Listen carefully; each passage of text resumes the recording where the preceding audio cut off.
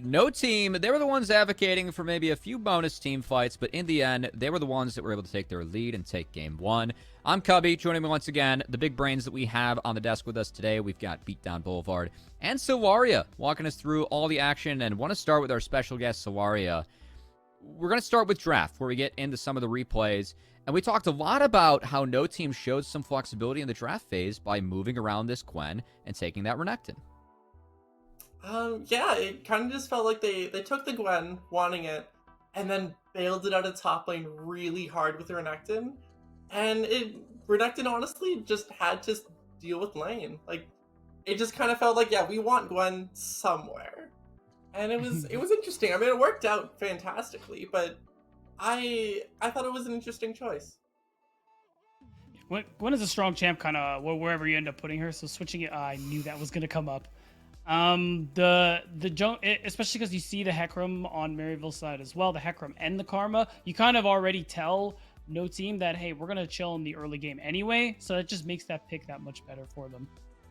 And Griffin had that pick pay off tenfold. I know going up against the Hecarim, both champs are kind of handshaking, taking the first couple clears rather easy. We saw both of them scale. Griffin was the one who really started to run away with things. And as we start to dive into some of our replays, it was a very quiet game that we had for the first 10, 11 minutes. But all of that changed, Sawaria, when Dragoon ended up finding that solo kill on the top side, turning things in favor of no team. And with that Rift Herald, they got so much out of this play. Mm-hmm. I mean, Dragoon was essentially out of the game from a very, very early mistake and just kind of hanging on to lane. And he got bailed out so hard with this 1v1. It's incredible. Yeah, so we're going to fly replay that in a sec. Before that, can touch on more of the general game. I know this draft. Something else we saw, that last pick, Orianna for Get Back, taking that into the Rise. This is something that, when we were setting up this mid-lane matchup, a lot of this was about how they are able to enable their team. A lot of that is Blaze enabling Griffin, Get Back enabling his sides. A little bit of a different role for him in this game, but that Orianna felt like the one leg that Maryville was really able to stand on throughout a lot of these team fights, BDB. Right. Get Back was honestly really clutch on this pick, being a lot of the reason where a lot of these fights were starting off. Usually when you think Heck Ori, and Rebel talked about it a lot on the cast, we think about ball delivery service and how you want to throw it in usually with the Hecarim. But he was landing a lot of these shockwaves dry, getting some of these openings for Maryville Saints to be able to find some of the few favorable fights that they managed to get for themselves past the 15-20 minute mark. I know you did say that no team were opting into more team fights, and I would be inclined to agree with you, but I think we give some credit over to Get Back in that regard too. Hey, you know what? It's amateur, right? We love to see blood at the end of these. I know it took a few tries for no team to break open the base of Maryville, especially at the end, but we're still able to do so successfully. We are still waiting on that replay initially. But Sawaria, I do want to throw it back to you. Was there anything else like really stood out to you throughout that game with no team taking this first one? Probably the last 8-10 minutes or so of just no team daring Maryville to be like, yeah, let's 5v5, let's do it. Let's go. See how it goes. I've got the pockets. I've got the wallets. It was really just a challenge for Maryville. And to be fair to Maryville, they were able to take a couple of those fights and at least make things somewhat interesting in the back half. For sure. I mean, Maryville put up a huge fight in that game, but it genuinely felt like no team was just daring them to be like, come fight and make one mistake. We'll take the game from you. All right. Well, I am getting word from our producer. First replay is ready. Sorry, I want to set you up to talk about this again because this was the first big play that we saw in the game and really where we saw no team go from an even gold game to a huge advantage. Yeah, I mean, Dragoon finds a fantastic fight here when he's basically out of the game from an early mistake, and he gets this incredibly good timed solo kill with Griffin coming up top with Herald to take both top towers, and it just propels them into a 3k gold lead. I do want to credit Griffin quite a bit for that read as well, just sprinting to the top side after he sees the solo kill. And BDB, I know he was someone that we're really excited about coming into this series. And that Gwen, I know it's still a farmer, something we know that Griffin really specializes in, but he continues to impress us as a young rookie. He does, and hey man, there's nothing wrong with farming because you know when champs like that, when it's time to harvest, it looks really good, and that's what Griffin was doing, trading his life one for two in a lot of situations, getting in so much damage, setting his team up for a lot of success in a lot of these team fights, and a part of it does come from those earlier game plays, like you talked about, the intelligence of this player for someone so young and so mechanically gifted to also be making these kind of correct decisions more often than not has been such a big deal here for no teams so far. And those team fights ended up being really essential, BDB, as we're going to dive into one of the first team fights that we wanted to highlight. Griffin on the Gwen, able to hold the choke and buy space for who we thought was the true carry in this game. Scoops Aphelios just had himself a team fight here. And Solaria kind of pointed it out where even at this point in the game, you think that this is the kind of a fight, this is how they want to fight. But when you consider where the Ori ult lands, where that Hecarim ult lands, I think this is one of those situations where the pressure... Stacks. Yeah, it was ridiculously well played from Scoop. Goodness. But even though we have to give Scoop credit for his positioning there, when we think about how that fight shook out for Maryville, I think it's a pressure thing where not you lose the dragon, the onslaught of shadows is just coming up for Kind Jungle. You think, okay, we have the big combo, let's try and force something, but it actually ends up being not as great a fight as it looks like in the moment for them. And you pair that with Scoop playing out of his freaking mind. And then you end up getting a lost fight. It was a 3-person shockwave, sorry, but as we were talking about, it was on the tanks. It was on the tank rise, the Renekton, the front line. They weren't able to utilize that big ultimate to snowball the rest of the fight, and Scoops ended up running through. Yeah. It felt like they hit the shockwave and just said, yeah, go, we hit it. We hit the big shockwave, just run them down. And they forgot about everything else in the fight. Yeah, a ton of credit to Scoops. How he played that green-white gun setup in that fight was fantastic. And we've got one more replay for you guys at home. BDB, this is when we were teasing, some of the bonus fights being taken at the back half. A lot of that was set up because the lead that no team had, and it came from this decisive call. Once they saw Get Back bot, insta-start Baron. Right, and originally the call is, okay, you do this and Get Back is going to teleport, but all of a sudden, a wild Nightmare Horse shows up to the bottom lane, and you think to yourselves, if you're no team, like, oh my god, finish the Baron, that's an insta-get. And the fact that Dragoon manages to take one down in the process, that's just gravy, baby. That's just the icing on the cake. It's all gravy, it's all icing, and for no team, it's all about a win coming in. Before we send it to our casters, Sawaria, I know that you're a little bit distracted by the cat, but I still want your thoughts. We do have a side swap coming in, so it's going to be no team on red, Maryville Saints on blue. What does that tell you as our specialty in-house challenger support player that we have? Does that give anything away? Are there any changes in strategy that you might be looking out for diving into the second game?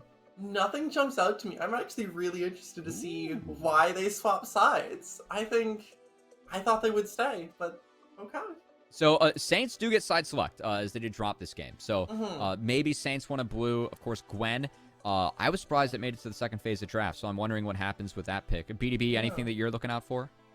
I kind of just agree with you. I think it's because you want that priority on the Gwen pick, or because it goes one of two ways. Either no team lets it through and you take it for yourself, or that's one extra band that they have to worry about while you're trying to plan out whatever else it is you're trying to draft here. So I think that's probably what makes the most sense to me.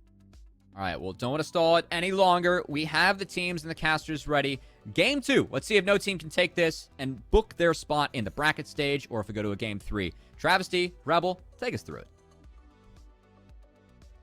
We'll be more than happy to take you through. We're going into game number 2 here, and I am ready to see. I mean, Maryville Saints, they showed some fantastic signs of life inside of game number 1. The question is this new side selection, this new side swap, going to be exactly the breath of fresh air they need? I think it does force eventually what is the side of no team into some selected decisions when it comes to solo laning. And it gives, I guess, more power picks potentially to Maryville, because they weren't able to super effectively use some of the counter picks that they had in the previous game, at least to my understanding. So I'd like to see what the strategy is, obviously, whether or not no team has got their own kind of backup plan for things. I know Dragoon's got plenty in the back pocket, so we'll get to see him versus PCL, hopefully some of the textbook Darius that we've gotten in previous games. But we'll see what the game plan is here, because obviously Maryville's the ones that instigated this, making sure that they would get their hands on the blue side before they ended up out of the series. I am curious on the power that could possibly come out. We saw our Des actually talk quite a bit about Gwen. I'm curious if that is going to be a priority pick, if that was a major reason for Saints, or if it also might just be them looking over and being like, you know what, we have to ban all these AD carries away from no team. So, we kind of want to get over here and just get whatever power pick we can. Yeah, in my brain here, I actually wonder if no team decides to go for it. They're just like, okay, we leave Gwen up and we challenge them. Okay, either PCL takes it number one and then we get our selection of things, or we ban it away. Obviously, there's something like that, or you give it up in your first pick and then obviously we get it in second rotation, which is even more terrifying in my mind, that that could potentially come through, is that they're going to make the question, and that's exactly what they're going to do. They're going to challenge Maryville. They're going to say, okay, take the Gwen. It's yours. Let's see if they decide to go for it. Maryville banned 2 champions that they played in the last game. They're saying that they didn't want to give this over. So, yeah, do you take the Gwen here, or do you find something else that you feel a priority to? I mean, obviously the Graves has been priority for PCL, and I think he's comfortable about it with, up against the Gwen. And so now it's a question of, okay, no team, do you have a better response than Gwen to the Graves pick potentially coming in? Or is it that you just blind the Gwen once again? You could also flex it potentially into Griffin if you're not comfortable with the top matchup. Obviously, as we had seen in the previous game with Griffin, I feel like they've given so much over to the side of no team. So it's a nice bluff call, actually, that they went for, because it's like, okay, you potentially give up the Gwen, but obviously now they've gotten it for themselves, and they get to pair it with something else. Of course, it's the question of whether PCL's taking the Graves, but I have to imagine that Graves pick is going into the hands of them. That's where we've seen it most of the time, and now the question also is, this Gwen is a flexible pick, right? You can just move it into the jungle like you talked about. You can have it in the top side of the map. Also, the AD carry pool has been pinched drastically. We see 4 AD carries taken off, and no one can select any of the major ones, but Tom Kench, a champion that was banned last time. Yeah, it's a matter of not only being potentially a strong pick for the top lane, but also Jashuka potentially getting his hands on that. Means if they could find themselves another hyper carry to throw alongside the Gwen, again, the team fight becomes problematic. Yeah, heck, if you want to go old school and you go like Ezreal, Tom Kench, and just have Jashuka roam all the time, it is so hard already to kill the side of no team. It is near impossible to do that. They did give Zoe, which is one thing. This is a very preferential pick for Get Back, and he was very good on it. This would also be an immediate lock in response to the Tom Kench, potentially. Okay, they go right back to the Varus instead for some of the potential poke, removing that from the pool of Scoop as well. See what he has in the back pocket to match up against that specific champion. But again, with the Tom Kench in the back pocket and with the Gwen, this is already a difficult to kill team. It wouldn't shock me if they continued on this train. A Jhin would be something that can lane pretty easily without having to worry all that much. Has quite a bit of range for the later stages, that if he hits the carries, he's got quite a bit of damage. Again, it's not super easy to find ways to put damage into a team like this. Fourth shot is looking to pop, and now we're in our second ban phase, as you do have some targets that you can look to address here. No jungler has been locked in for the side of Maryville Saints, of course, unless they do swap that Graves over to the jungle role, and also no support actually for the Saints either. It's of interest to me here because, again, there's some weird flexibility that could come about from the Tom Kench and from the Gwen, which means that you have to give away information on the side of no team. You either give up where some of your lanes are going to go by picking a support or picking a top laner, and that's going to reveal, or my apologies, a mid laner here, and that's going to reveal, of course, no information about where your support's going to be going, where your jungler's going to be going, and I think that's where they have to go. Or they save the pick for mid lane and wait. Obviously, I think it's better just to grab the mid laner as the counter to the Zoe, because it hides so much more of what your draft could actually be in the later stages, unless they have a very definitive idea of what they want to be playing here. Unless your game plan is out in front of you and you're just like, yo, we know what we can take. It works into what they've shown so far. I'm with you. Makes a lot of sense. No team going ahead and getting rid of some powerful picks, getting rid of the Rek'Sai from Kind Jungle, getting rid of the Rakan from Zyko. Like to see these bans. Question is, what are you showing here? I want to see what they got prepared in the mid lane here to go into Get Back Zoe, which has been a very, very strong pick in their hands. I like that Maryville's kind of hedging their bets a little bit with a top and a jungle ban coming out here, although I almost would have preferred that they pinch the mid pool from Blaze just to make sure that they're going push down the tier list and protecting their Zoe pick, because obviously that's something that, I know maybe Get Back is good enough on it that I don't think there's anything that specifically is going to go crazy against it. Blaze was playing this a lot at the beginning of the open qualifiers, and I would love to see it once again, because this is one of my favorite champions to watch in some of the competitive space, and it provides so much in terms of map presence he plays is able to actually, work it right, and this is exactly what he's going to be going for. You combine this with the Gwen, and again, it's a mid laner, so no information on where the top laner is going to be, the jungler is going to be, or who the support is going to be until you get to see the full composition from Maryville. Very smart drafting. Good job from Pukar. A fantastic job, and we see the pie cover. We do know that is a Zyko special, and ooh, we actually get ourselves the Zyko special here, Rebel.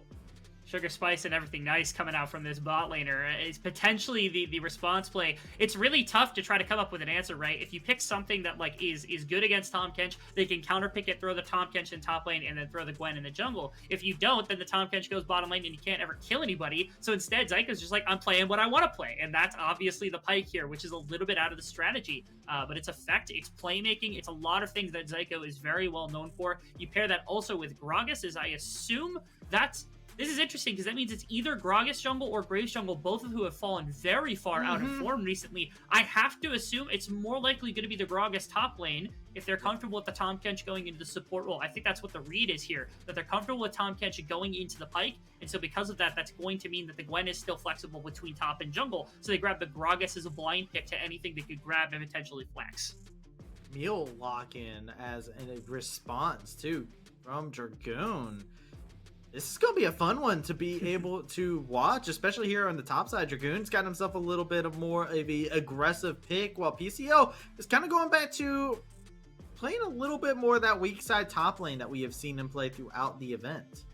Yeah, it's PCL. I think more specifically what is interesting to me is Kind Jungle, who's actually been put on a bit more damage for this team, which is something I've been wanting to see for a good amount of time. And PCL being put on something that, again, it stalls lanes, but a team fight's quite a bit better than most of the champions he's been accustomed to over the course of the tournament. Now, into the Camille, against the Dragoons Camille, I do have some well-warranted, I think, concerns for the potential of what's going to happen. But ultimately, I think it's solid what they've done. This composition is based around a ridiculous amount of pick potential. You think about what the Varus is able to bring, what the Pyke is able to bring, what the Bubbles are able to bring from the Zoe, and it goes kind of ridiculous. So for here, you go on the other side. Obviously, Tahm Kench has so many protective tools, though. You think about Gwen being immune. It's how are you going to be able to use them? It's a lot of skill expression that's going to need to come out from the Saints that really does have to show itself against no team here.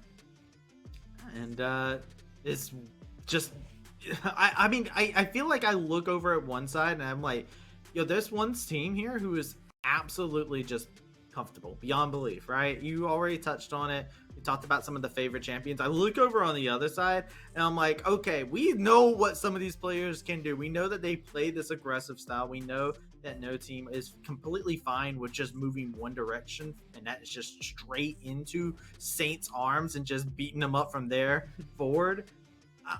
I am a little bit concerned looking at Saints' composition, because even though they have this comfort and whatnot, I look at the last game and I see how no team had no problem marching into them, even at their own detriment. And I'm like, all right, how do you hit the Zoe bubbles when this team just continuously runs at you? How do you get the poke that you need to when they're just completely running at you? It does leave a little bit of room for worry.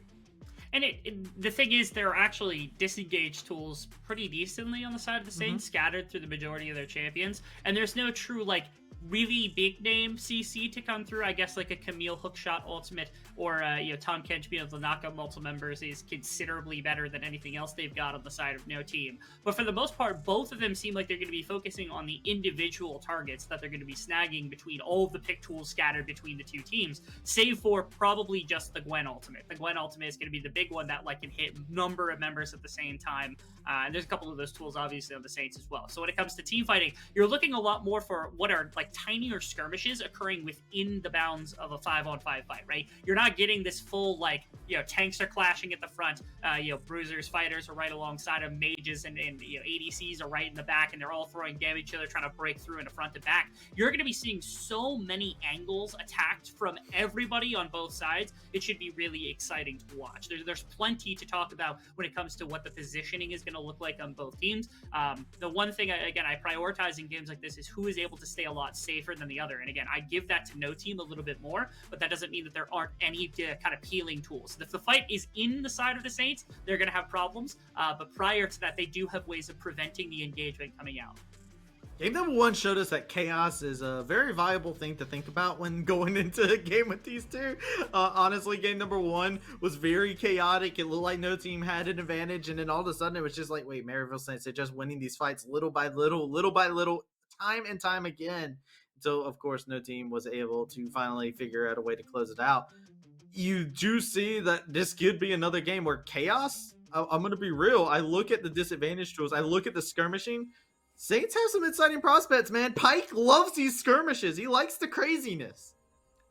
I'm really excited to see how the map actually gets impacted. Again, after last game, I felt like, Kind Jungle didn't really hit the mark, I don't think, for what the Hacker wanted to accomplish. I don't think Get Back necessarily hit the mark. But these are champions that I think fit a bit more of what the individual players actually look a bit more for when it comes to, the system they're in, right? Kind Jungle, I like him more on damage than I like him on anything else. I really love Get Back's Zoe, and I think it's one of the best champions in the pool. And now Zyko gets comfort as well to affect the map. Dragoon barely caught that. I was hoping a preemptive bubble would come out to try to cut the corner from Get Back to see if they could force him the other direction or force out a flash, but perfect positioning from Dragoon right there, able to spot them out as they round the corner and get away without having to burn anything. I just love the fact that he sees a flicker of a Pike and he's just like, nope, I'm out. Nope, I'm not dealing with it. 1-2 steps, that's really all it took. Truly, that's all it took actually in that situation. It was way too close for comfort for Dragoon. And again, I really thought, like, Get Back was up against the wall. I was like, he's going to preempt the bubble, and this is going to be an immediate flash. Like, there's no other play to be had here for Dragoon. But unfortunately, it doesn't come through. They're not going to burn that. Instead, they were sitting on the buff for a little bit of time, but they actually were able to get out before the redeploy came out. So, good on them. Forced no team to start on top side, end up going back to the bottom side. I think there's a ward up there as well, so they actually know this is occurring once again, knowing where Griffin's going to start off the jungle pathing. The Saints always come in with a very good plan, and you see it in the early game. They know that they want to keep tabs on Griffin, and I think everybody has been keeping their eyes on this young jungle talent, as they've just been ever so aggressive inside of each one of these games. Echo getting a nice skewer into the thickness of Tom Kent. The double Hail of Blades bot lane is kind of menacing, even for a Tom Kench at the beginning of the game, obviously. One solid pull from Zyko, you saw what kind of damage that it can actually inflict, even with the shielding, with the grayskin, things like that. So I'm excited to see, again, it's a lot more playmaking than what we saw in the previous game. Karma's a good champion, right? But Zyko, he's kind of a different player when he's on something comfortable like this Pike, and I'm hoping that it turns out well, because it can make a very massive difference in a game like this when there's a bunch of squishy champions and you've got tools to use to pick with across the map. It's a very good place for Pike to want to be. Different breed of support player, as we're seeing these junglers moving around the map, getting their clears on, and Kind Jungle, somebody I'm keeping special eye on, didn't get to have a phenomenal early game on the hack room. Looked for angles, didn't find them. Now on a Graves, much more farming, much more damage like you were talking about. Jungle has a lot of resources that we're going to have to look and see if they get put onto them. As a little cheeky trades going up in the top side. Well, bottom side invade action going on as well right now. That's a steal from Kind Jungle again! Oh! He's just gone! Griffin! They've capitalized on the early vision. There we go. You and I talked about this before the series had actually started. I would love to see the Saints go into a style where they actually play around Kind Jungle, being somebody that has a bunch of the damage and playing around his ability to kind of make plays in the jungle versus jungle matchup. And this right here, perfect example. You get a jump off the wave for the Varus and the Pike. They know this is coming. They communicate it really quickly, but it doesn't matter. The Griffin, the combination of the blue buff and the Grub is enough to actually warrant it. The W from Kind Jungle steals that. He gets the auto on the Grub too. He got 2 full camps and the kill all in one fell swoop. What a tragic ending to that for Griffin, who gets nothing in that situation. Barely required any resource. It was just Zyko's summoner's burnt right there. That is beautiful. That's what we wanted to see. Like you and me were talking about it before we even got into the series. Kind Jungle getting that damage, going to be looking to apply it inside this, as he'll be able to get his first back here soon and be able to pick up the benefits, the rewards, if you will, from that early game, as we see Griffin trying to do a little bit of the same up here in the top side, the PCL. PCL thankfully was actually able to spot him out. He's going to get a nice little wrap around for the exit and see if Griffin is going to be coming. He sees that no one is going to show up, potentially. I wonder if he goes back. I'm convinced he saw him. Okay, now Griffin knows that he is there. He didn't know. Okay, he saw him as he went into the crab. Yeah, I think PCL was doing this intentionally. He was dancing around Griffin. Griffin didn't want to fight. He didn't want to fight Griffin. Both of them were just like, it was a nice little handshake right there. I think is what we saw. Yeah. Blaze was shoving in the mid wave. Yeah, nobody wanted to give up anything in regards to that. The boom skewer to come in. Psycho not going to be able to fund that, but and a nice little tempo for them. Have to see if they'll be able to maintain it. Remember, last game they got first blood as well, but things quickly turned dire. Look and see what happens with this wave. I want to see them force on that a little bit more. I saw the ability usage from Evan RL might shove that out just fast enough to where it'll collapse into the tower. And with Khan Jungle on bottom side, the Gwen still has to go through the Raptor Pit, so they've got a timer for a dragon right here that they could snag away. Now, it looks instead like they want the support of Zyko and Evan RL once again. Kyan just wants to steal camps away to make sure that Griffin isn't going to be a raid boss once again. Similar strategy what they employed seconds ago is going to be able to snag the Grump. Again, I kind of want to see, I wanted to almost see the full pushing to go for a dragon, because I feel like it's a really easy dragon timer, and the exchange is just to let Griffin farm up the camps, even though you've already got a lead over top of the other jungler. Now Khan Jungle's going for it, but it opens up a window for, Griffin and Jijuka could come in with the Ahri push in the mid lane. You can see that Blaze is here and ready and raring to go after the back timer, but it's not fast enough. Instead, Khan Jungle's going to be able to snag that one away for free. They're not even going to go into the bottom side. He sees the Gromp is gone and just decides on a reason. Easiest dragon of Khan Jungle there, able to secure that, and Saints looking pretty good here in their early game. Got a nice little method for themselves, some nice itemization points that we're starting to see build upon, and our eyes on this foundation is Zyko over here in the mid lane, ready for any possible action. Unfortunately, nobody is there for Zyko to capitalize upon. Just hovering a little bit, making sure that, had Griffin taken a little bit faster of a back than they would have expected on the arrival to mid lane, there was nothing. Or if, of course, Griffin came in to try to shove the wave a little bit further, just to try to get a tower. Alternatively, was just there to hover in case there was like a counter invade coming in. But again, timers felt a little weird for that hover to come through. The deploy through mid lane's fine, because you can always turn up the top side in case something goes awry there. But again, hovering towards the Raptor Pit was a little strange to me. We're getting spotted out on a ward. They know exactly where Griffin is yet again. PCL looking to try and contest this. Not going to find it. So it will be Griffin making a swift escape. Not looking to catch those hands.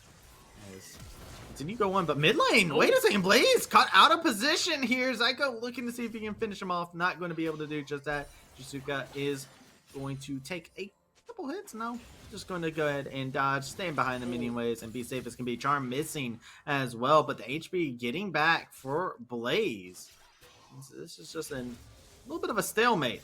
Jijuka, a massive deterrent to the play that had come through from Maryville right there. Again, Zyko had hovered, went back to bot side, then ran right back upriver to try to punish when Blaze decided to come back to the laning phase, and was able to get off a significant bit of the health bar. But again, the Tom Kench was up the front line so effectively. The wave neither crashed, nor did the second one get pushed in a second time to buy time for Khan Jungle to show up. But instead, what happened was that Blaze was able to pick up both waves relatively easily. Now Gragas is here for something. There we go. Headset Ultimatum has been laid out onto Zyko. They're going to try and lay it a little bit down. PCL finds the kill. Dragoon gets popped. Blaze goes back and re-engages into the fight. Has that Spirit Rush available, and it is a 1-for-1 on the play, forcing the flash away from this Tom Kench.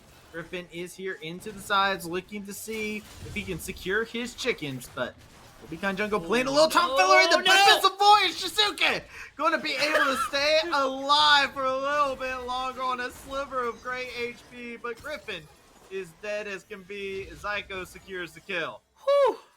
Goodness gracious, it's about as close as Jijuka could have gotten to dying without going down. And he didn't even press the gray health. He didn't bother to go for it. He's like, if I'm dead, I'm dead. Maybe he didn't have the cooldown up, but it was way too close for my comfort personally. But very close to Jijuka going down. Another good play. Again, last game, really silent from a lot of the players being able to make it have a map impact, which is what we expect from the Saints. This game, Zyko, already 100% kill participation around the map, happens everywhere, oftentimes around the back of Khan Jungle, who's able to make a lot happen too. That team fight around the top river secures from the Rift Herald. It's a big lead at the beginning of the game. We love what we're seeing right now from the Saints. Saints looking just this is what it looked like their game plan would have been in the last game if they didn't get derailed, right? Their early game, this is what their goal was. They've got themselves a nice little gold lead here early on before we get into the 10-minute mark. They found themselves the first dragon. They're setting up for a second one. And it feels like comfort was the answer for Maryville, as they're just playing so much more comfortable. Do.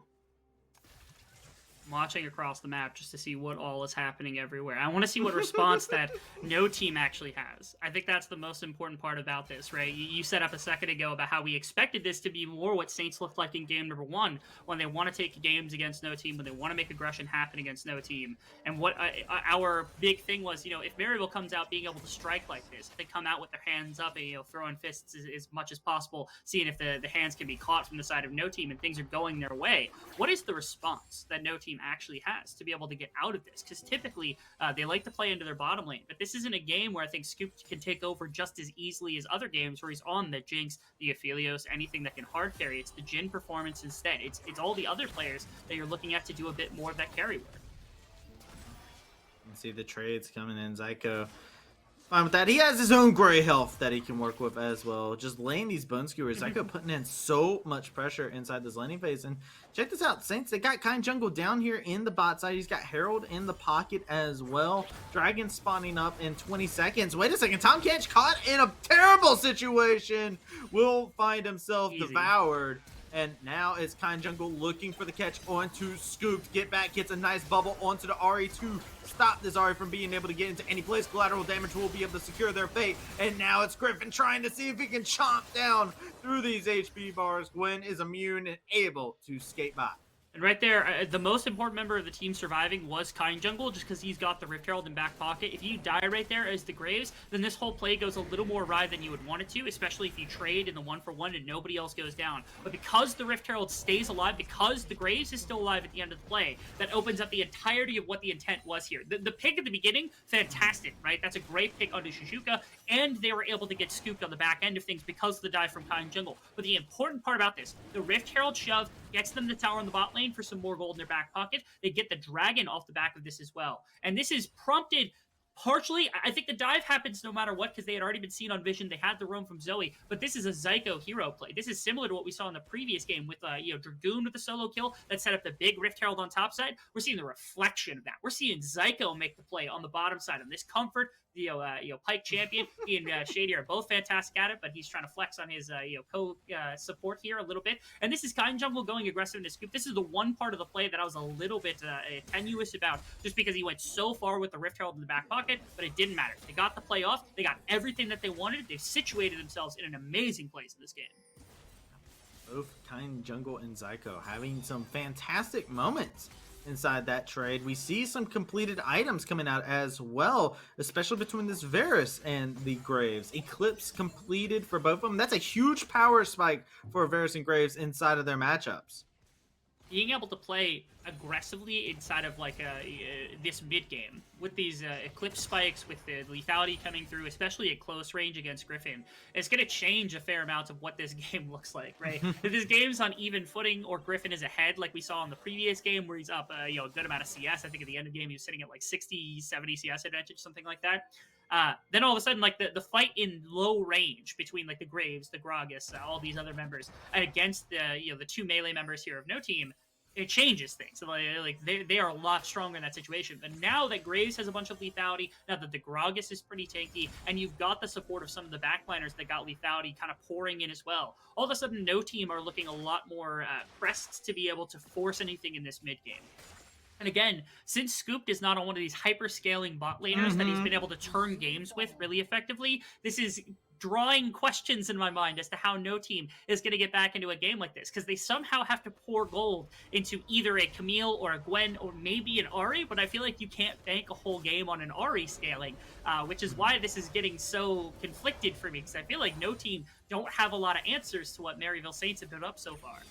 Worrisome, man. You ban 580 carry, see what happens here. Scoop having a rough time. Has the Jhin in the pocket, but like you said, it's not the scaler, it's not the comeback mechanic. You can't just get it sided in the middle of the fight and run rampant. You can't get the right assortment of guns and be able to find a Lulu to power you up. You are having to play much more of a back role. You are that sniper, you are that utility, you are that team fighting presence. You can bring some burst, but it's only on those squishy members. And right now, Maryville Saints, they're doing such a good job making sure that critical members do not get caught out of position. Look at this. They're just doing this over and over again, where they just move together. Zyko and Kai Jungle are a one mind and body.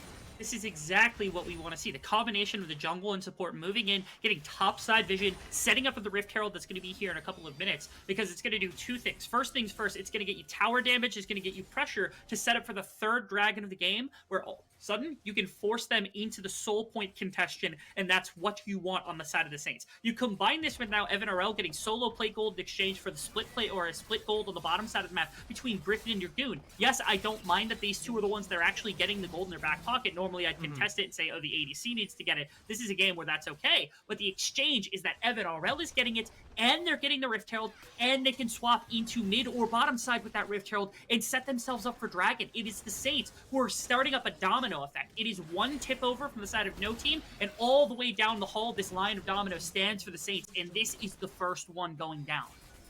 First one not down. See if more to follow. Blaze looking to see they can salvage it, but look at this Psycho over here into the side. Blaze doesn't know and will find himself deterred from this possible play, and now it's Herald secured by the Saints. It's all textbook for this squad.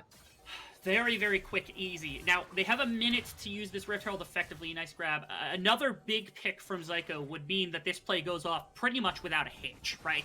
That's what you're looking for. But all things else considered, right now, no team has actually done a good job setting out their mid lane, making sure that's pushed. But bottom side is where the problem is actually occurring. Nobody is here on bottom side. Dragoon is hovering top lane right now in an attempt to punish a little bit. And the shove on bottom side opens so much space for the Dragon to get taken from Maryville, because they've got all this bottom lane to be able to work with. Griffin is catching this. I think you want the next wave to get shoved up into the middle so that you can walk elsewhere, but it's going to buy so much time for the Rift Herald to get dropped from Kind Jungle in the mid lane, and that's what's going to open the Dragon for you. You can see them setting up for it right now. Check this out. Camille looking for the possible flank. Going to go ahead. Headstack ultimatum onto Evan RL, but he binds him perfectly. A charm to connect as well, but he survives it all. And now it's the rebuttal coming in from the Saints. They're looking to put in a huge chunk of damage. Griffin in the midst of it all, taking a good amount of damage and putting it out as well. But Saints, nobody drops. After all of that from this no-team squad just going in for the play, and the Dragon is going to get secured by the Saints. There's TPs available for Blaze and Dragoon they could possibly look for, but it looks like the answer to that is just to disengage, to look for Blaze elsewhere. Blaze teleports top lane. This is an easy secure for the Maryville Saints. Every ultimate, 3 flashes, the baby, the bathwater, and the kitchen sink are thrown here for no team in an attempt to jump this timer, and it cannot come up their way. They try everything they can to get something to go their way right there, because they know this timer's coming. If I know it's coming, they know it's coming, and they try to preempt it, but it just doesn't matter. There's too much range, too much peel back from the side of the Saints, and they don't lose enough health for no team to feel comfortable contesting. And that means Rift Herald's still in pocket. They haven't even burnt that tool yet. I thought they were going to need to drop at mid lane, and that's what was going to end up costing them. That was going to prevent the fight and everything from coming through, and then no team would have been able to do that, but then the Dragon would have gone over anyway. But they held that tool alongside getting the Dragon, which forces them into a bad situation. This is where Maryville can really start to ramp the game. This is where no team have to find some semblance of a strike back, because if they don't, the game is going to go very poorly. Oh, wow! The pick coming out! You can't underestimate the damage that Blaze can do. Gun Jungle is looking for vengeance, and Get Back will solidify that vengeance with the paddle star to come in. A happy B emote later, and now it's Herald up in the top side of the map looking to crack open this inner tower. Yeah, it's an inner tower. It's a fantastic play for Blaze to be able to deny that pick, because again, if Zyko gets him right there, and this play goes through as it is right now, it is an impossible response coming through from the side of Maryville. You can't really respond to anything. They aren't even responding to it now. They tried to make a play in mid and in bot at the same time in an attempt to pull enough gold, thinking Griffin was going to be enough to stall it, but it doesn't look like that. Kind Jungle's not going to let that happen. Jungle's got a solo. What's the 1v1? He just straight up soloed him out there. He told his team back up, I got this.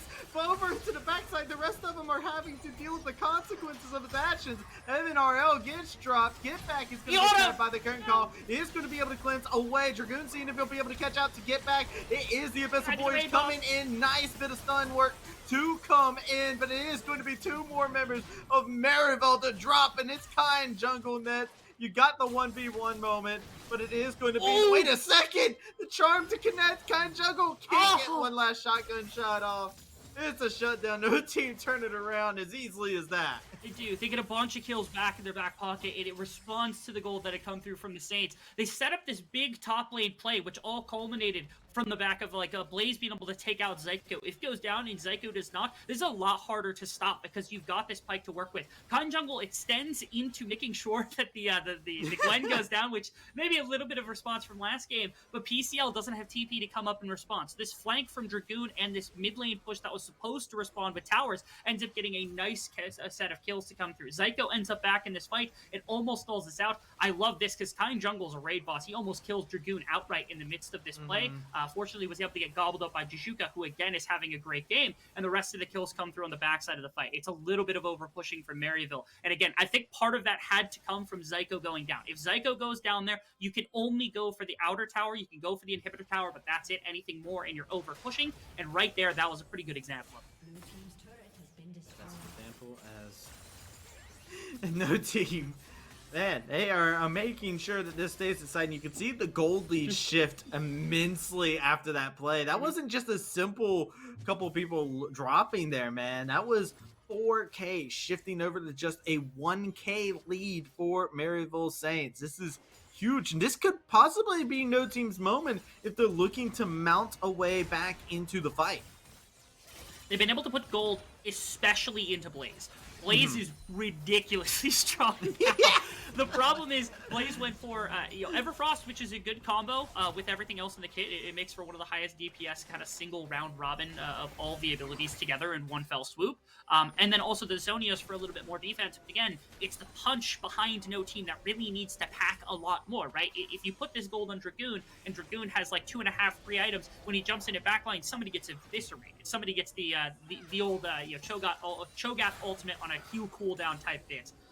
If Gwen has this gold, Gwen is on 2 full items, she lives forever in a fight and probably is able to 1v5 almost. It's a question of whether or not the Ahri pick is capable. I know Beatdown's going to have words for me if this ends up turning out well, and he's just screaming at me on the desk right now because it's one of his favorite champions. What's happening? But Blaze is going to have to do quite a bit of work.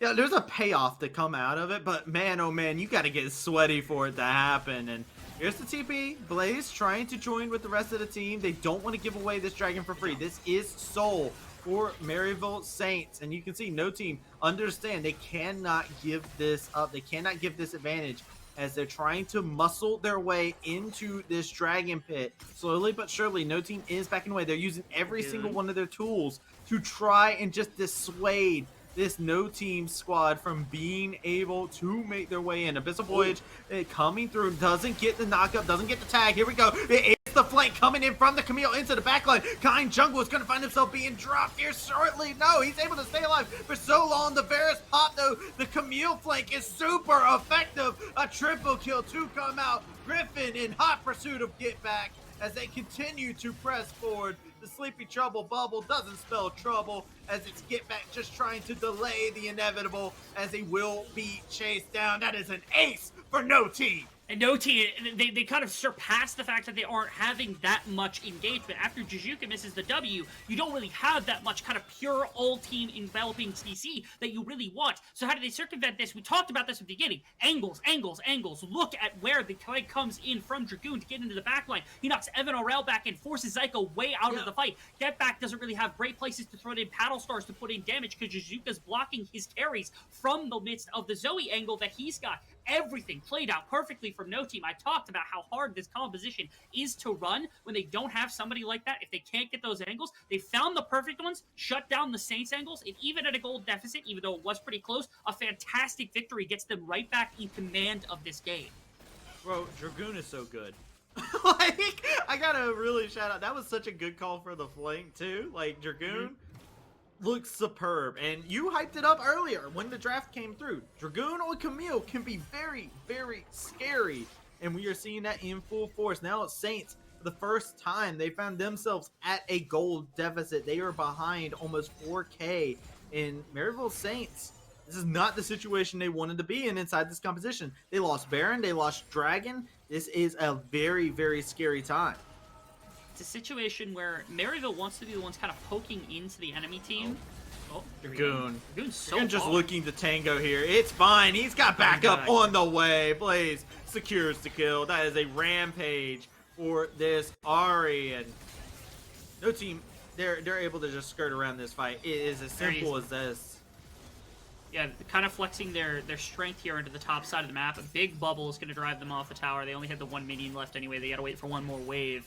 They should have the ability to take this, though. Gwen is in the mid lane pushing as well, and you cannot let that mid inhibitor tower fall either. Maybe they're just willing and able to let the mid inhibitor tower fall, but yeah, they're going to have to pick a fight and go for it here. Or not fight, they're going to have to pick a battle that they're going to win and lose, because you don't want to lose any of your base right now, and that is going to be prevented here from the Saints. They're going to stop Griffin in his tracks, and the rest of the team are not going to get stopped, or they're going to get stopped on top side. It's no team now. I mean, again, it's difficult for the side of Maryville. They had this gold lead to work with. I was waiting for them to try to put the damage into the right place. When the other team is in the river, when they're kind of in the jungle, if you've got vision control, you can pick so many members with so many different tools on the Saints, but unfortunately, they haven't been able to capitalize on it. When they're the ones bunkered into an objective, it's so much harder to utilize those tools when somebody's trying to come into you like that.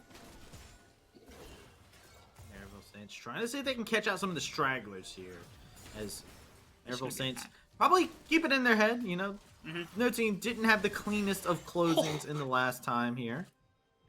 I just bore witness to the items that are held by Blaze. In the previous fight, hadn't started pretty much anything. Now has the 14 stack Magi's and almost a completed Void Staff. We went from Blaze being like, can he carry a fight, to now I am terrified of this Ahri, because Blaze... The Ultra Chad Yeah, Ahri coming in. absolutely insane, the amount of damage you could probably put out on a single target. Not to mention, you talk about like how hard it is to flank or how hard it is to find angles for this team and the ability of Dragoon in the last fight. Ahri makes her own angles with this ultimate. The resets make it super easy to be able to find priority targets, getting onto Get Back or Evan, whoever it is on the side of Maryville you want to go for. So Blaze is a legitimate threat to anyone on Maryville. You have to be incredibly careful around where the positioning of the Ahri is, and it makes so much impact. Oh, the catch out. They're looking for it. Explosive cast. Beautifully done to null and void the possible catches to come in. But now Scoop trying to catch PCL, and Blaze doesn't care. He is completely chasing down Kind Jungle. Griffin finds the kill. They chase for so long, and they find 2 kills as a reward. No team are on fire. It's a little bit here and there. The Saints overreaching in a number of situations, and no team extremely quick to punish them when they reach just a little bit too far. Both of these teams have such incredible ways to be able to generate individual kills or kind of single off kills, singled off fights that actually lead to really big advantage shifts. And that happened earlier. At one point, Saints were up 6,000, 5,000 gold at this game, and no team has turned that script around. If you had been watching for only the last 5 minutes, you would have never guessed that no team was ever down in this game whatsoever because of just how much confidence and how much ability they've been playing with. But at one point, this team was looking to be in a pretty dire situation, down 3 dragons, down 5,000 gold, and it just has spiraled out of control to this point. Look how quickly they were able to change their fate off the back of just a handful of plays, going very significantly in their fashion. To me, it talks about resolve for this team, but it also talks about their team fighting being in such immaculate order that they're able to communicate what needs to happen and when. It's almost a 12k shift in gold going over in the course of 5 minutes. That's insane, Rebel. And there is going to be a dragon spawn up, but no team completely have control over this pit. There's no way for Maryville Saints to find their way in, and this is I've said scary, but they're absolutely terrified at this moment. They don't want to go into this pit. They don't want to get too close. Look at Tom Kitch. Tom Kitch is just single-handedly just saying, yo, I'm nobody getting past me. It's a situation, though, that, like, Maryville has set themselves up on 3 dragons, so no team grabbing dragons is more time than it takes in a game like this. So the Mountain Soul stacking is eventually going to pay off in a very significant way. But neither team being close enough or being able to, or I guess no team not being able to threaten a soul for at least the next 10 minutes, now a little bit less than that, is pretty big, because it means that there's no Elder win condition and there's no guaranteed 5-on-5 to come about for a little bit of time within this game. And that buys time for Maryville themselves to be like, Can we get gold back in a couple of places? Can we put this somewhere that we need it to be? Can we find picks with the tools that we have under our disposal to be able to set things up? Alternatively, you sit here, you catch waves, you try to get onto 3 items, and by that point, you're hoping you have enough to contest no team in that big fight around what will be the soul. Soul has to be the contended point, I feel like, but Maryville Saints looking for angles, looking for this poke. They were trying to get it on these critical members of like Scooped, see if they'll be able to grab him, but they can't find their moment. They're trying to find an angle, trying to find that one situation. Griffin going forward a little bit is not going to be able to lead into any kills. So just a little bit of chip, a little trading going back and forth as Blaze is just shoving in this top lane. He doesn't have teleport just yet. This is going to be a tower that gets grabbed. This could be a critical error here as they're looking to go into this fight. It is a 4v5. Blaze is still up top. He's coming in through the river. TCL laying a good amount of damage. Dragon trying to see if he'll be able to catch out Kind Jungle. And there it is. Blaze over into the backside with the flank. Is going to be able to take the Varus, get that solo, and Dragoon trying to go forward. Abyssal Voyage as well. A nice Sleepy Trouble bubble. All the disengaged tools can't save you from this Camille, though, as Griffin continues to march forward. Zyko finds himself going down. Maryville Saints are getting popped 1-5-1, and it's only Get Back that's left standing, but it's going to be him versus the entirety of no team. No team stalls for so much time underneath of that mid tower. First things first, they push back at the right time before the tower goes down. If they wait for the tower to go down, Maryville gets to infringe into their space, and it's not quick enough for Blaze to be able to arrive. So they know that's the first to check. Don't let them dive under the tower. Keep the tower up. Don't do anything else. Second, we talked before the game started how hard it is to kill so many champions for the side of no team. You think about Griffin being immune. You think about Scooped having protection in the Gale Force, the Flash, the Cleanse, all 3 things. You've got a Tom Kench behind it who saved somebody over the course of that fight. So it doesn't matter that the pick potential is there because the kite back for both teams is so strong. And right there, greatly exemplified. No team baited them so long under the mid tower that the reinforcement from Blaze buys enough time to get the massive fight win that secures them the Baron buff, almost certainly secures them the ability to break the base of Maryville, at minimum sets them up for soul points. But at this point in the game, again, 8,000 gold up with a team like this, being able to do this much work is super indicative that no team is clearly on the path for victory here. Saints having a hard time. Problems that we talked about with this type of a composition from Saints, when they get behind like this, it's all poke, right? Like, this Varus wants to get poked, the Zoe wants to get poked. Your eggs are in the basket of Kind Jungle, who has been out damaging everybody inside of the game. Fantastic work on their part, but the tools just aren't there. And when Kind Jungle gets dropped, we're seeing the end result. They are focusing down Graves. They are given a masterclass on how to target the person who has the most gold on the opposing squad and how to take them down. Oh, the Raptor blocks Griffin, snagging those Raptors right Poor out in front of him to chicken. make sure that the team doesn't actually tag from Zyko, because that could have been a pretty decent shutdown.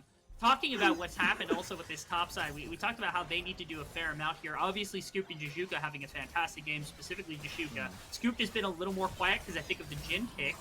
You can see the effect the top side has had in a game like this. There's so much to engage. Oh, but look at this. They immediately counter it. You can't pop this Gwen, and it's just no team popping every single key member of Maryville Saints. Yet again, it's Get Back, the last man alive, but will drop with the rest of his teammates. There's a minion wave. This is going to be the game.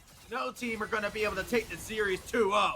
From the clutches of defeat, Blaze is able to pull the team back out. Blaze pulls Griffin and Dragoon out of some early game deficits. The rest of the team comes together as one. They find a couple of really pivotal fights, and they clutch their way out of a game like that. That was a very tough face to look against. That was a very rough game, where if you're sitting down 5k gold, you're sitting down 3 dragons. That is not a good look that early in the game, but it didn't matter. Again, the resolve of no team being tested, being able to clutch out of a very significant position, that was a lot of Blaze. Give props to him across the board for being able to help get his team back into fighting shape so that they can contest that 4th dragon and end up turning that game completely on its head.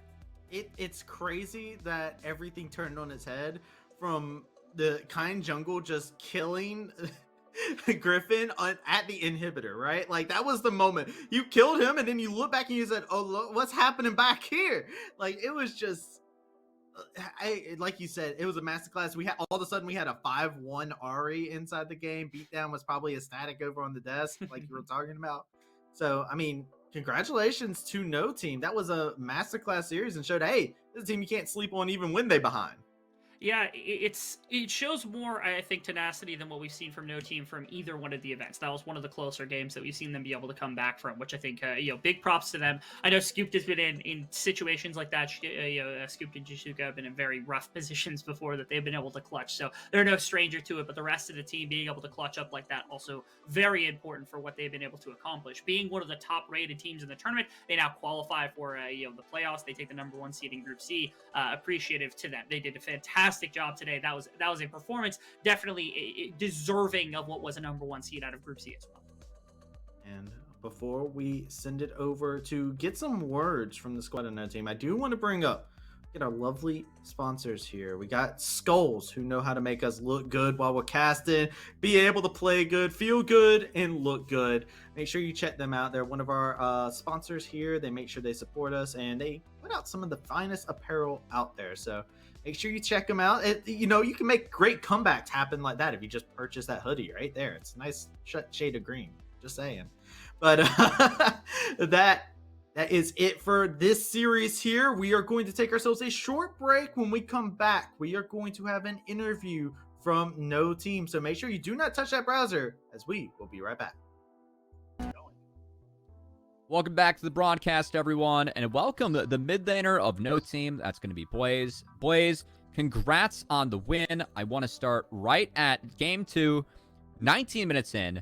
You guys were down pretty bad in that game until Maryville took that top inhibitor turret. You guys grouped up, were able to turn around that fight, turn around the game. What were some of the comms like throughout that play? What were you guys feeling when Maryville was starting to extend and take that inhibitor turret? First of all, thank you for the interview, Gubby. And our thoughts, well, they like overloading a lot for some reason. They just keep sending too many members on the map. So we know if we already know what they're going to do, so we just keep our members spread out to like keep control of the map and like excel the gold lead and stuff like that. And I don't know, a lot of their engages were a big grief. So we just counter engaged on it. We were calling it out. That was one where you turned that overextension in your favor, ended up turning the game in your favor.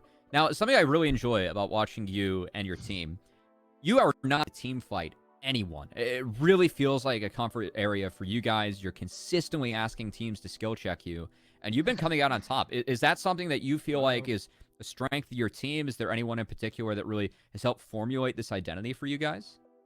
Well, Griffin, 15-year-old jungler, loves being aggressive, loves just calling out, this guy has no flash, jump him, guys, or something like that. But I'm pretty sure everyone on the team, if the game is even and there's an opportunity team fight, we will all say, yes, guys, let's take this team fight. There's like no doubt about it. It's something that paid off big, helped you get a lot of those resets on Ari. Kind of the point that I want to hit next. Ari, it's been a great pick for you throughout this tournament. I know that she's been big in the meta, but also you took down Get Back Zoe. Something that he is very much known for. Get Back, another good mid laner of the tournament. You've had the chance to go up against a couple times now. Is this a matchup that you look forward to when it comes to Get Back? And are there any other mids that you really look up to or are hoping to face when it comes to this tournament? Well, before draft, we kind of already knew going in he might just blind pick Zoe. But I don't know. That's a fake pick. It doesn't really matter at all. No flame. But Mid prio is just a state of mind, is what Boy's saying, right? Literally. Yeah. Mid lane needs a rework or something.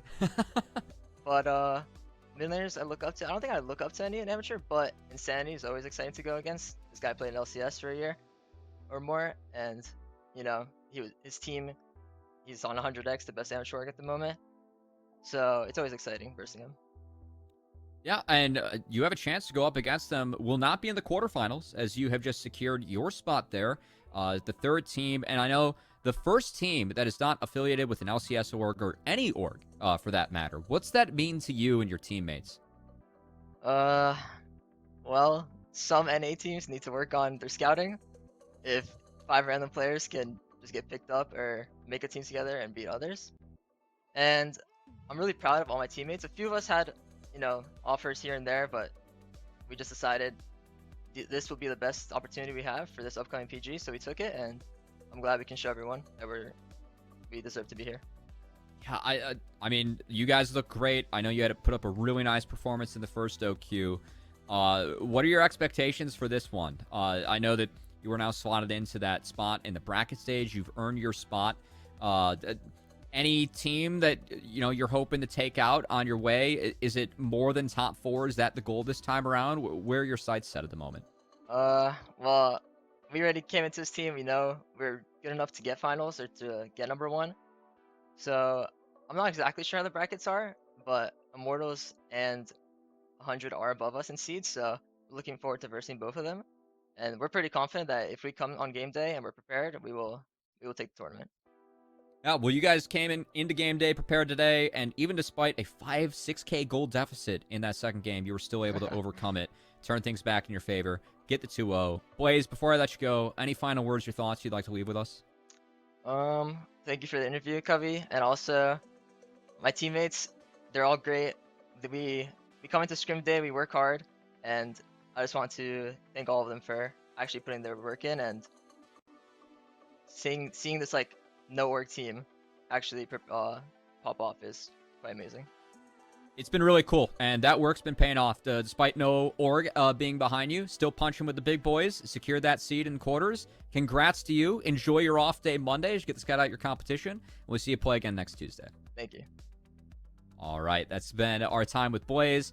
Gotta hop back to the desk, though, as we still have BDB and Sawaria helping us out with everything. And as you rejoin us, BDB, Sawaria, we spent a lot of time preparing to go to Game 3. We really thought that Maryville would be able to snowball that in the end, but I know, Sawaria, specifically with you, you were so impressed with No Team's ability to team fight and just their confidence to take every single fight available and win it.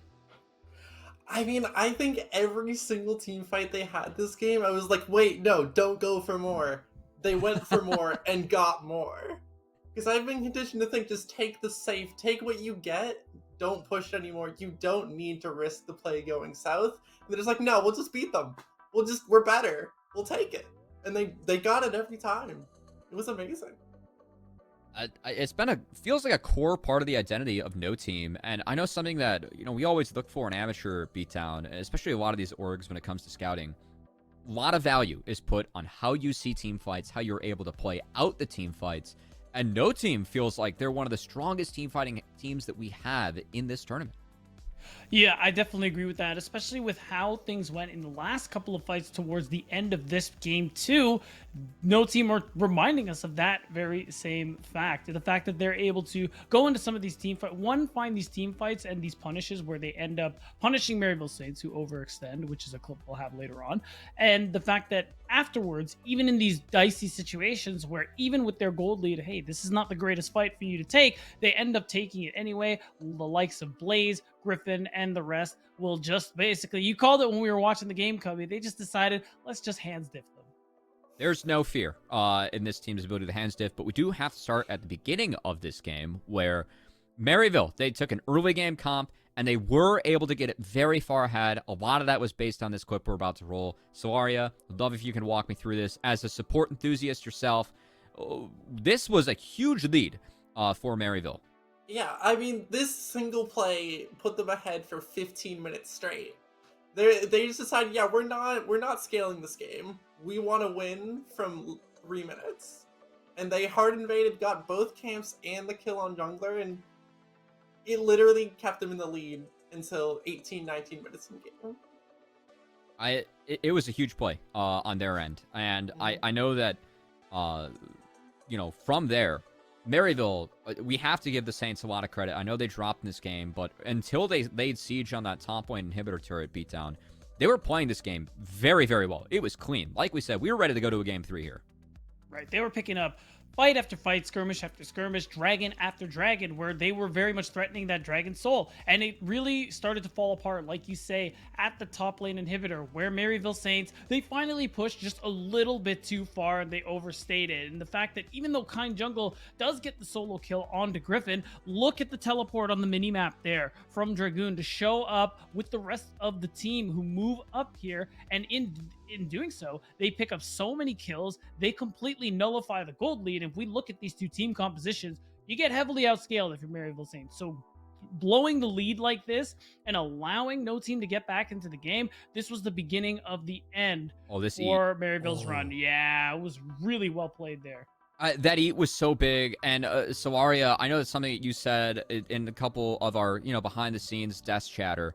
Dragoon, someone who you have a lot of confidence in when he is on his champs, and someone that can perform on his champs. Sometimes when he's off of those, we don't see the best performance from Dragoon, but he was huge in making sure that no team was able to come back in this one. Dragoon probably started and finished every fight in this game. Like, he was pivotal to starting the fight, found the perfect entry angle, and just got the team going. Like, he performed amazingly.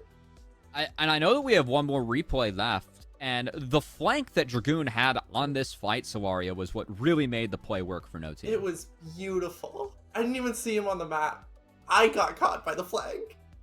Like, you don't even see him anywhere. He just shows up and splits the team in half, and it's just beautiful. Dragoon, big highlight in this game. BDB, I know as we're starting to wrap this one up, any closing thoughts on no team, their performance, their comeback victory they were able to put together to make this a 2-0? I think the fact that they were able to come back from this game is a really big deal for the squad, and it's really a big statement on how they're going to perform for the rest of the tournament here. The fact that this game, we talked about it, yeah, it was a mistake from Maryville, but we saw it in this game, and it was talked about by Blaze in the interview. They are all on the same page when it comes to their confidence, when it comes to the aggressive way that they like to play. And for them to be able to pull back games like these really shows us what this team is capable of. And honestly, I think top 4 is almost going to be expected from this squad. Top 4 expectations for a team, once again, living the amateur dream. No organization behind them. Just a few talented individuals on and off the Rift. That's locked them in a spot in the bracket stage. One of the things that's really exciting about amateur, seeing teams come together like this and punch with the best of them, LCS affiliated or not. No team's a team that we're looking out for. Before we transition to our second series of the day, we are going to be saying goodbye to Solaria. Solaria, it's been wonderful having you on the desk. Your Giga Brain at support and all things amateur. Any thank yous, shout outs, any final words you'd like to say before we say adieu? I mean, shout out to Wildcard, honestly. I know they weren't in this series, but shout out to Wildcard. That's all. You know what? Wildcard Aces, they are going to be in the next one, but we're going to be swapping out our Wildcard member on the desk for a Maryville member, as of course they won't be on the Rift, but we will hit that in the next series. So, Arya, thank you so much once again for your knowledge and insight. It's been wonderful having you on the show. But we're going to throw it to a quick break. We will be right back with Wildcard Aces versus Third Party up next.